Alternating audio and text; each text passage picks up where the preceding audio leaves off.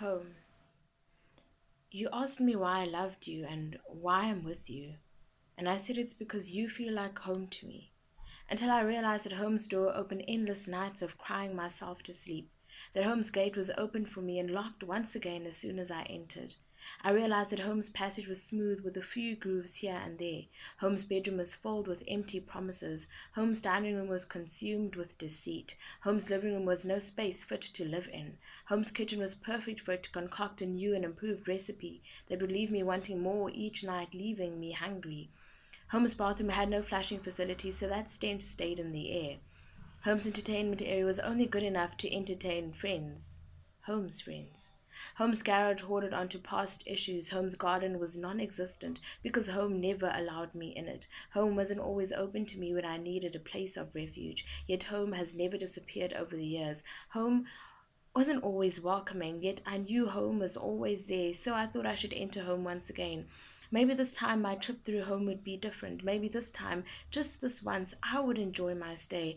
I would enjoy it so much that I would never want to leave, that I'd want that door to remain open, that I'd want that gate to be locked so as to prevent unwanted guests from entering, that the passage would end up being my runway, that the bedroom would be a place of comfort, that the dining room would be a place where pleasantries were exchanged, that the living room would be a space I could breathe in, that the kitchen would be a place where we would share our recipes of happiness, faith, security, and love, that the bathroom would be there to cleanse us, that the entertainment area will be how we remember our first dance and the dances that followed thereafter, that the garage would be a place of protection, that the garden will be nurtured daily. But every time I visited home, there was always an issue with one or several of these rooms. It was never what I imagined it to be, but I didn't give up. I was still hopeful that home could be pleasant, that I'd want to return. So I did, time in and time out. Yet home was good at one thing, always disappointing me somehow. But there was something inside home that made me return, always made me have a glimpse of faith in it. I knew what home could and should be, but I don't know how much patience I had left in me. I slept on it, I thought about it, I cried over it, I laughed, I cried again. Then I picked myself up and convinced myself that this was the last time. This would be the last visit home. If I was still disappointed, I would bid farewell to it. I was determined, hopeful. So I returned home with a fresh pair of eyes and a clear mindset. Home's door was varnished now, and it had a particular shine to it.